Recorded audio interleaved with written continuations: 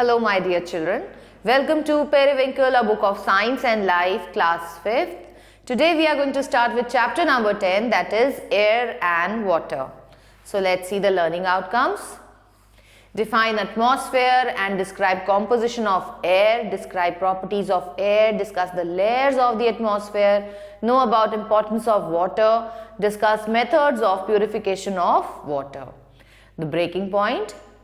Earth is a planet that supports life because of the presence of water, air and right temperature. About 3/4 of the Earth's surface is covered with water. तो कितना percent अर्थ का covered है water से? वो है 3/4. Air has many gases that support life on earth. Which gas of air is needed to breathe to stay alive? ये आप सबको पता है. कौन सी एयर में हम breathe in करते हैं बच्चों? We breathe in oxygen. Can you give 3 uses of water? Water के आपको uses बताने हैं, जैसे कि drinking हो गया, cleaning हो गया, washing हो गया. So these are the uses of water. Then atmosphere. You all know that we live on the planet which is called as Earth. और अर्थ के चारों तरफ एक ब्लैंकेट ऑफ एयर प्रेजेंट है जिसे हम बोलते हैं atmosphere. It is surrounded by a thick layer of air. This layer of air surrounding the surface of earth is called atmosphere. तो एटमॉस्फेयर क्या सिर्फ अर्थ के सरफेस तक ही प्रेजेंट है? नहीं, ये उससे भी ज्यादा एक्सटेंड होता है. It extends to a height of 500 kilometres from the surface of the earth. It is important. क्यों? क्योंकि एटमॉस्फेयर हमें प्रोटेक्शन प्रोवाइड करता है हार्मफुल यूवी रेज से. हमें प्रोटेक्शन प्रोवाइड करता है फ्रॉम मीटेराइट्स से, एस्टेरॉइड्स से. The atmosphere has oxygen, an essential gas for life to exist on the Earth's surface. ये हमें ऑक्सीजन भी प्रोवाइड करता है. The amount of air become lesser as we go to the higher altitude. The atmosphere is divided into 5 layers. तो atmosphere को बच्चों हमने 5 layers में डिवाइड किया गया है. सबसे नीचे जो लेयर प्रेजेंट है इसे हम बोलते हैं ट्रोपोस्फेयर, जहां पर सारे के सारे वेदर कंडीशंस जो है वो प्रिवेल करते हैं. ये वही जगह है जो हम एटमॉस्फेयर में फील करते हैं. This is the first layer of the surface of the earth. It extends between 8 to 14 kilometre thick. This layer has air. यहाँ पर ही वो एयर प्रेजेंट है जिसमें हम ब्रीथ इन करते हैं और ब्रीथ आउट करते हैं. क्लाउड्स भी हमें यही इसी लेयर में दिखाई देते हैं. So change in weather takes place in troposphere. Troposphere के ऊपर आती है बच्चों स्ट्रेटोस्फेयर. स्ट्रेटोस्फेयर लेयर वो लेयर है जहां पर प्रेजेंट है ओजोन लेयर. ओजोन गैस जो है ये हमारे अर्थ को प्रोटेक्ट करती है from harmful ultraviolet radiations of the sun. तो ये हार्मफुल अल्ट्रावायलेट रेडिएशन को अर्थ के एटमॉस्फेयर में आने नहीं देती है, जिसकी वजह से हमें इससे प्रोटेक्शन मिलती है. This is the second layer from the surface of the earth. The stratosphere contains ozone layer which protects the earth from harmful ultraviolet rays emitted from the sun. These layers can cause, ये जो raise होती हैं बच्चों जो कि जिससे हमें ozone layer protection provide करती है, यानी कि हार्मफुल अल्ट्रावायलेट रेडिएशन, ये हमारी बॉडी में जाकर हमारे को डिफरेंट टाइप की स्किन डिजीजेस दे सकती हैं, including skin cancer. Many jets fly in this layer of the atmosphere. After stratosphere comes the mesosphere. तो जो mesosphere लेयर है ये थर्ड लेयर है एटमॉस्फेयर की, और ये वो लेयर है जहाँ पे मीटियोर्स जब एंटर करते हैं तो वो बर्न कर जाते हैं into small fragments of dust. तो डस्ट के पार्टिकल्स में वो बर्न कर जाते हैं. It has little impact on the weather pattern.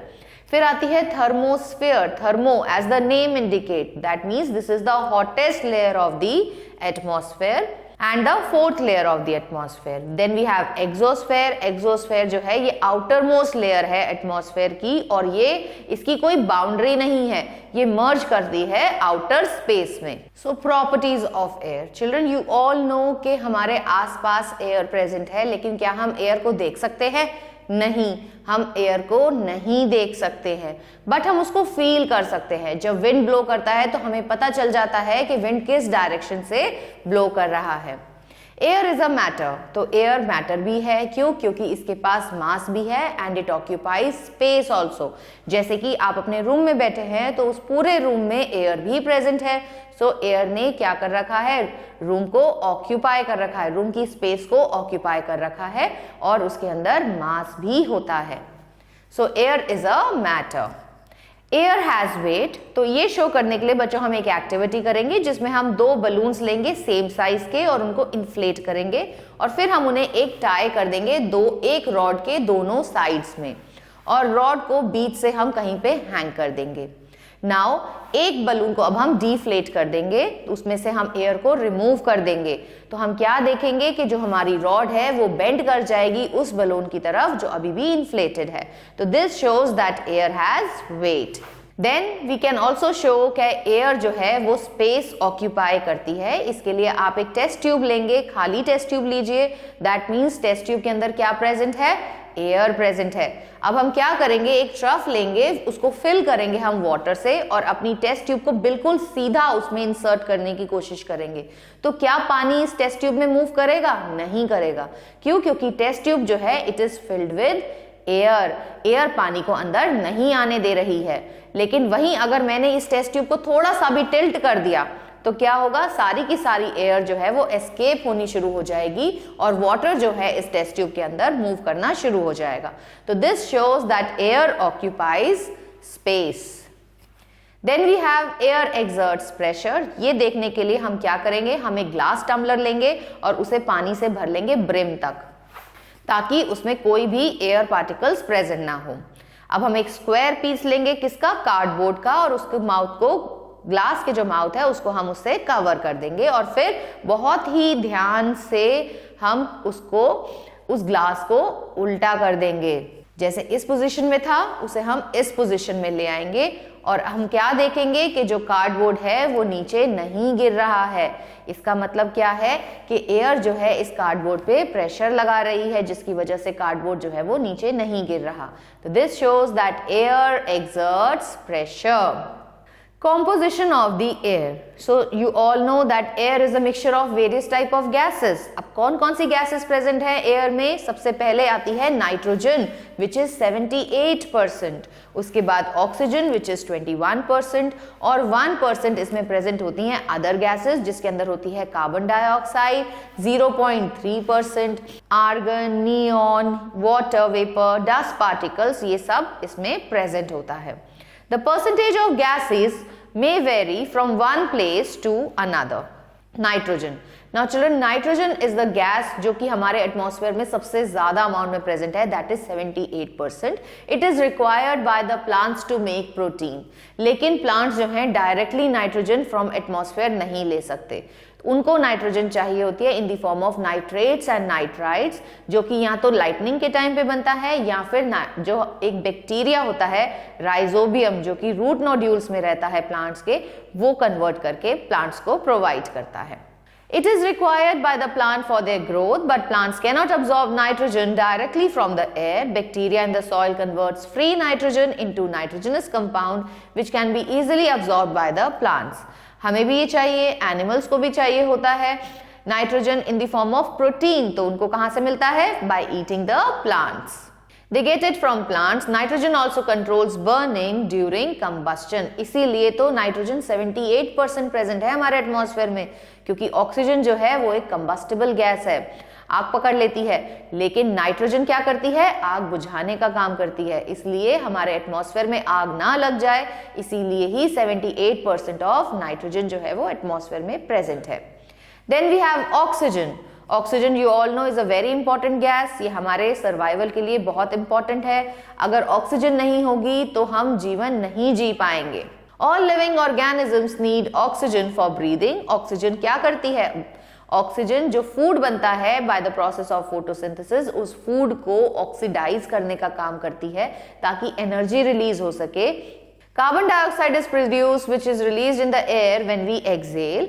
The process of producing energy from food inside our body is called respiration.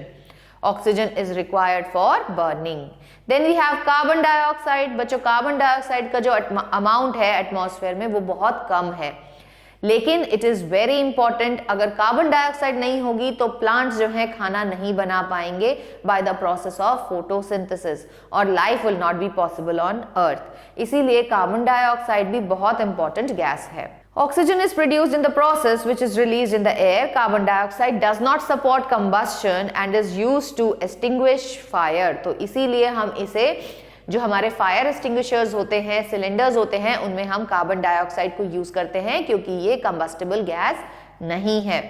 Then we have water vapour. बच्चों water vapour कब बनता है? जब पानी इवेपोरेट होता है by the rays of the sun. So ये जो पानी इवेपोरेट होके ऊपर जाता है यानी कि हायर एटमॉस्फेयर में जाता है तो ये वहां जाके ठंडा होता है, क्लाउड्स फॉर्म करता है and it comes down to the earth in the form of rain. इसीलिए वाटर वेपर जो है बहुत इंपॉर्टेंट है. The amount of water vapour which is present in the atmosphere is called as humidity. The sun heats water bodies like seas, oceans, rivers, lakes and ponds. Water evaporates from them and rises in the air. The amount of water vapor in the air varies from place to place and from season to season. Air near water bodies have more amount of water vapor. In monsoons, the air has more amount of water. The amount of water vapor present in the air is called as humidity. Dust particles. बच्चों सिर्फ gases ही नहीं present होती है atmosphere में. You all know कि dust particles भी present होते हैं. You can see dust on articles which have not been cleared और dusted for days. Where does it come from? तो कहां से आती है डस्ट? एयर से ही आ रही है. The amount of dust in the air varies from one place to another. अलग अलग जगह पे अलग अलग अमाउंट की डस्ट जो है वो प्रेजेंट होती है. The amount of dust in air is more near construction sites and road sites. Then water. Now you all know कि water जो है हमारे सर्वाइवल के लिए कितना ज़रूरी है. वाटर प्लांट्स के लिए भी बहुत ज़रूरी है क्योंकि कार्बन डाइऑक्साइड और वाटर की प्रेजेंस में ही वो खाना बनाते हैं by the process called as photosynthesis. About 3/4 of the earth surface जो है ये पानी से ही ढका हुआ है. There would be no life without the presence of water. अब आप ये देखो कि पानी जो है अर्थ पे कितना है? 3/4 ऑफ अर्थ जो है वो पानी से ढका हुआ है. लेकिन ये सारा का सारा पानी जो है ये पीने लायक नहीं है.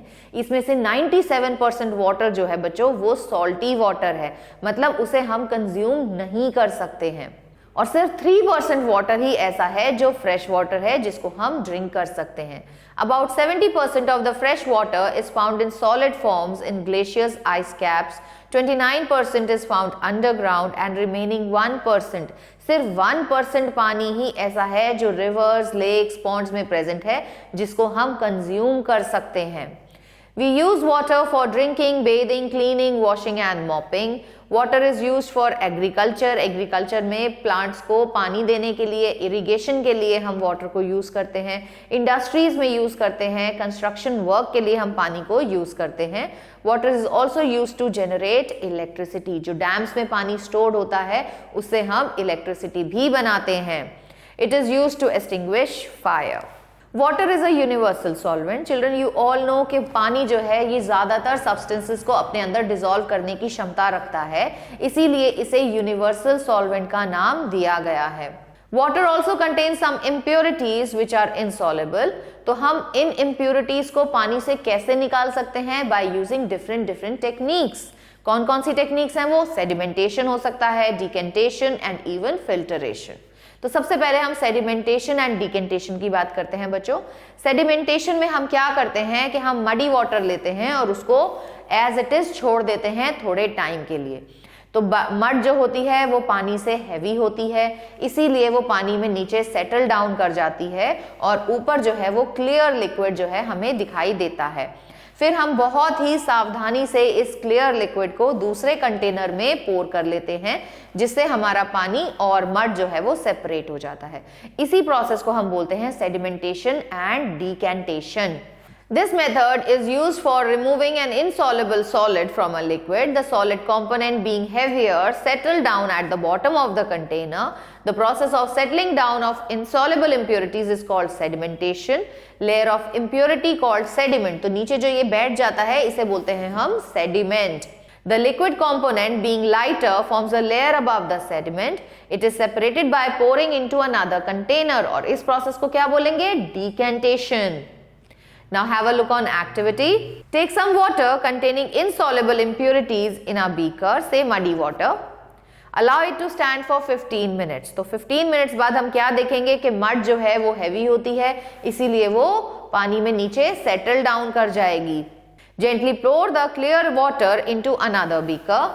Then filtration. Filtration is another method जिससे हम insoluble impurities को पानी में से निकाल सकते हैं.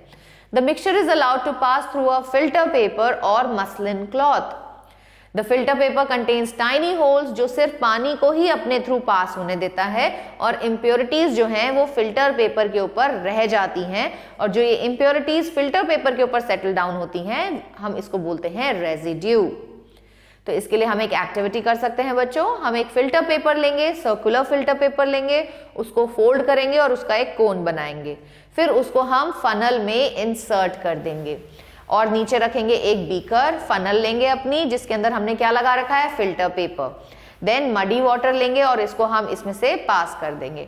तो फिल्टर पेपर के थ्रू वाटर तो हमारा बीकर में कलेक्ट हो जाएगा और जो मड है वो हमारी फिल्टर पेपर पे ही रह जाएगी इन the form of residue. Distillation. Distillation is an another method जिसमें हम टू मिसेबल लिक्विड्स को सेपरेट कर सकते हैं. मतलब क्या है कि ऐसे लिक्विड्स जो आपस में घुल मिल जाते हैं उनको भी हम सेपरेट कर सकते हैं by the process of distillation. तो distillation works on the principle कि दोनों ही सब्सटेंसेस का जो बॉइलिंग पॉइंट है उनमें फर्क होना चाहिए. जैसे फॉर एग्जाम्पल हमें अल्कोहल को पानी से सेपरेट करना है तो हम ऐसा एक सेटअप लगाते हैं जिसके अंदर हमारे पास डिस्टिलेशन फ्लास्क होता है. Flask is connected to a condenser और condenser is connected to another beaker. तो इसमें हम वाटर और अल्कोहल को दोनों को ही हीट अप करते हैं. तो क्या होगा, अल्कोहल का जो बॉइलिंग पॉइंट है वो होता है 78 डिग्री सेल्सियस, तो वो पहले बॉइल होगी. और वाटर का बॉइलिंग पॉइंट होता है 100 डिग्री सेंटीग्रेड. तो सबसे पहले कौन बॉइल हुआ, अल्कोहल. अल्कोहल बॉइल होने पे वेपर्स में ट्रांसफॉर्म हो गई and these vapours then pass through these condenser.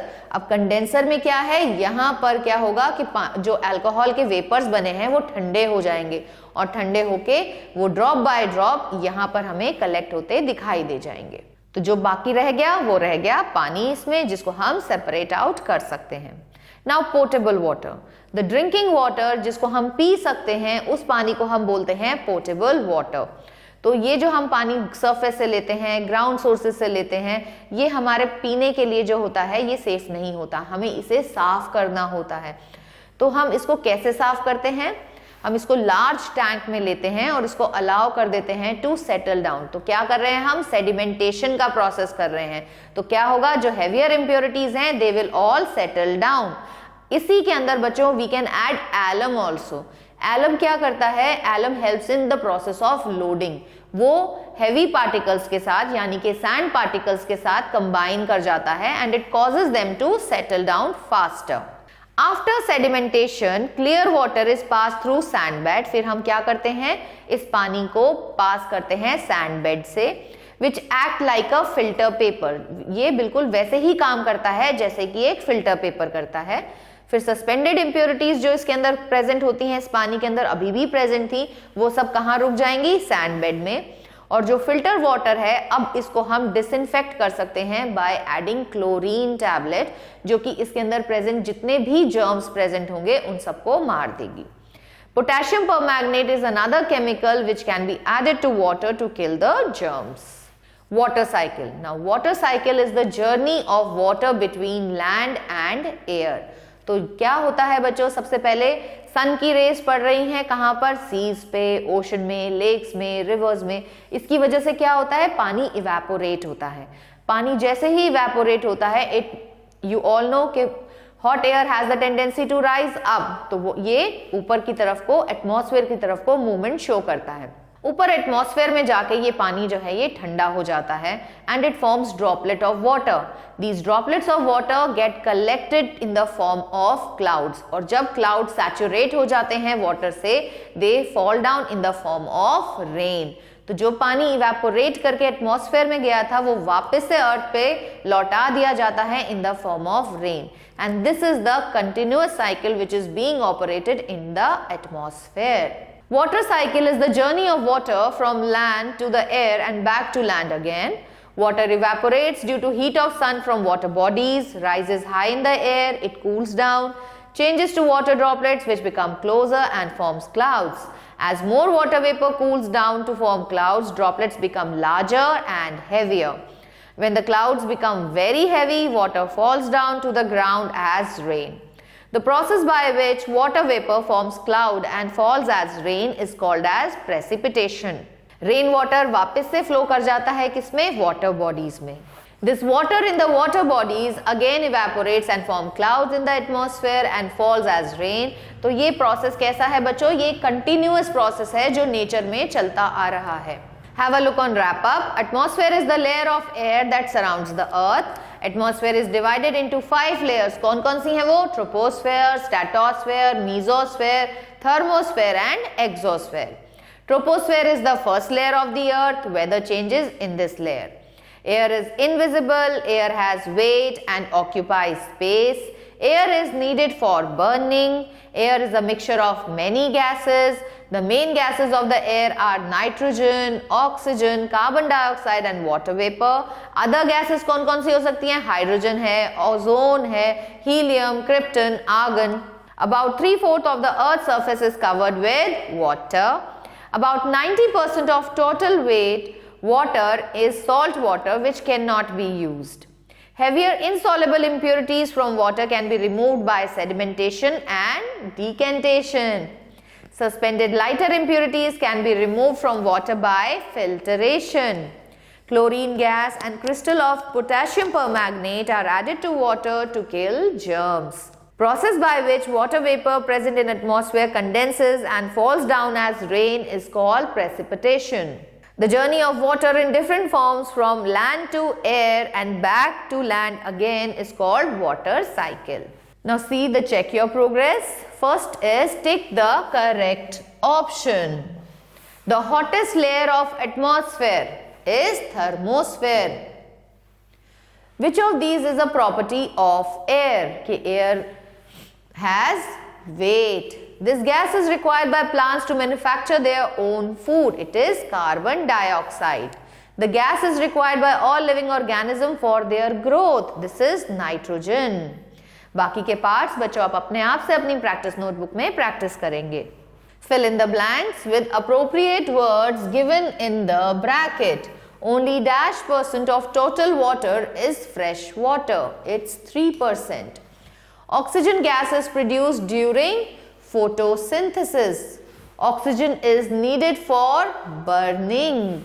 Mud is insoluble in water. Plants absorb nitrogen compounds. State whether true or false. 3/4 of the earth's surface is covered with water. This is true. About 78% of air is nitrogen. Again, this is true. Potable water should not contain impurities. Yes, this is also true. We breathe out carbon dioxide gas. Again, this is true. The main gas of the air is argon. नहीं, ये false है. Children, have a look on match the following. Nitrogen, largest amount of gas in air. Stratosphere contains ozone layer. Carbon dioxide needed by green plants. Humidity, water vapor in the air. With this, we have come to the end of this chapter. Hope you have understood this chapter nicely, children. Stay tuned for the new video. Till then, goodbye.